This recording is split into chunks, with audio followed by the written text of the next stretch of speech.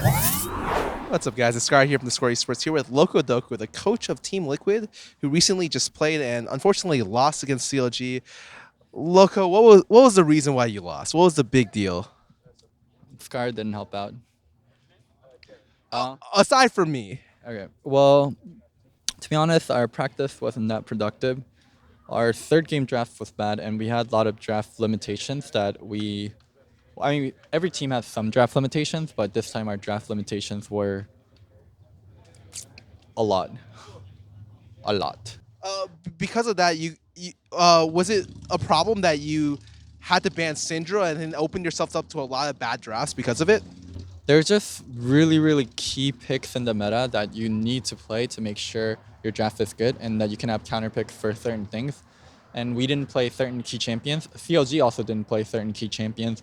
And there were, well, basically, I think Gangplank's really fucking important in the meta, and you need to be able to play Gangplank. He's really blindable. He's a good pick into Gnar.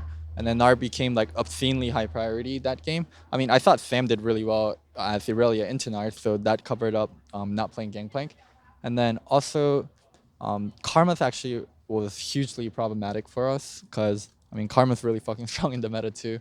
And yeah, like, there's just a lot of things that we had to deal with in terms of drafts that made drafts a lot harder than usual.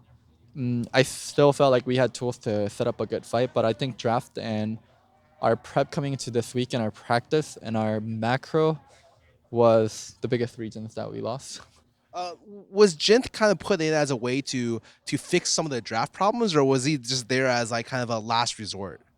Um, we had Jynthe move in about like a week ago to have him watch scrims just in case that he would need to play because we felt fabbbyyy was underperforming, and Jynthe stepped up big time. So, and there was a good opportunity for Jynthe to play because we were down 2 games. So we put him in, and he showed up.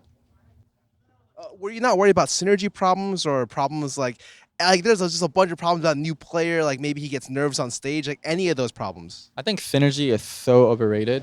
Like, unless your synergy is like Rain over Huni kind of synergy, or like Bang and Wolf kind of synergy, where you played for like 3-4 years and develop really good synergy, where you're learning off of each, like where you know exactly what the other person will do, and you guys been in the same situation a lot of the time, so you don't even talk, so you get like you're on the edge of like being really, really, really like almost like the same person, you know. Unless you're getting that kind of synergy, it doesn't matter that much, and a lot of that can be alleviated by communicating really well and having one person lead. And Matt did a really good job of leading Jint. Just one more question about the draft, because we've talked about it so much. The last game, you guys had an opening to pick Sivir, but however, you went to Ashe. I was told that Jynthe actually is like an Ashe main. Like he plays so much Ashe. Was it more of a comfort pick for you guys to pick Ashe, or did you feel like Sivir wasn't as high priority? So game 3, our draft was actually pretty bad in my opinion. I was really scared because honestly, we didn't get to play that much scrims with Jint. And from talking to Jint and from knowing Jint, I knew he was a really good Ashe player and he was a really good Sivir player. And there was a heavy drop off on the third, which would be Jin. So I wanted to open up both to make sure we're going to be either Sivir or Ashe side. And yeah, like CLG, I didn't expect them to play Olaf, and they went in for like a rushdown comp that plays really well into our comp. I thought both comps would be pretty much like a ball comp, but instead they went for a rushdown comp, and they got to outdraft us that way. It's kind of weird when I look at it because I don't think fabbbyyy is like a lot of people attribute fabbbyyy to underperforming, and I agree to a large extent. However, with Jynthe, your jungler ended up putting a lot of bot lane priority, like a huge amount, something that I've never seen since I think Piglet was playing. Is that an active strategy playing with Jynthe, or something that Dark thought that he had to do to cover up? So a lot of teams have like really strong identities, and like CLGs, like we help Darshan a lot with jungle and support roaming, and TSM and C9 are like we help mid lane a lot because Jensen and Bjerg are our strongest carries. I don't think we developed that strong of an identity once Piglet left, and our identity is actually more of let's try to enable Dardoch much as possible, and Dardoch goes wherever he needs to go. And he felt like our bot lane put the lane in a great spot to gank a lot of the times during those games, so he focused on bot lane a lot. Uh, Talk to me about the future then. Unfortunately, you guys weren't able to make it to the playoffs. What's ahead for Team Liquid? Ahead, I mean, we had the gauntlet, so we have that. Like it's a lot of work, and it's actually far off, like 3 weeks off, 4 weeks off. So a lot can change between here and then. So future is, it's not dark and gloomy. It's just a lot of work ahead. One of the things you did say in the thing was you said that macro was a big issue why you lost. Is there something that you can kind of tell us on how you can improve macro for a team? Maybe not go into specifics too much, but something, just for people watching. So I mean, macro is actually really simple to improve. You just have to have everyone on the same page and everyone agree to, this is the best way to move people around the map. This is how we should do things, and go through with it. Is there any last words, anything you want to say to Liquid fans who may be a little bit disappointed with the results today?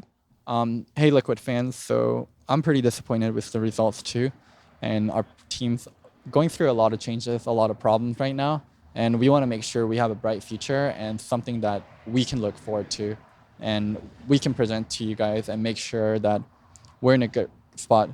I feel like a lot of the rosters right now, C9 and TSM and Immortals, some of the players they have, especially the NA players they have, makes it really hard to beat their roster on paper. Like, it's really hard beating a TSM roster when their two carries are NA carries, NA players. Bjergsen and Doublelift are considered NA players, and they're one of the best in the league, and they can fill out their import slots really easily. And Cloud9, I think Sneaky is a really great player. I think Meteos is on the upper end of the players, and they can fill out their missing spots, like top and mid, with like really fucking good imports like Jensen and Impact. And I think for future of Team Liquid, it's really important that we develop our NA players, Dardoch, Matt, Sam, fabbbyyy, like NA players, and having a strong NA core really allows flexibility, and just it makes roster, that's what makes rosters good. Teams with good NA players. Imports are definitely important. Like, imports will carry your teams over the top, but if you don't have a good NA core to work with, it's really hard. And I think our NA core is great, and I think they're just going to get better and better. I think Sam, Dardoch, and Matt and fabbbyyy are very young players with a lot of upsides and space to improve. And once they're on the levels of top NA players, like, I think our roster will be crazy good. Because I think Sam, Dardoch, and Matt and fabbbyyy all have potential to be the best in their roles in one day.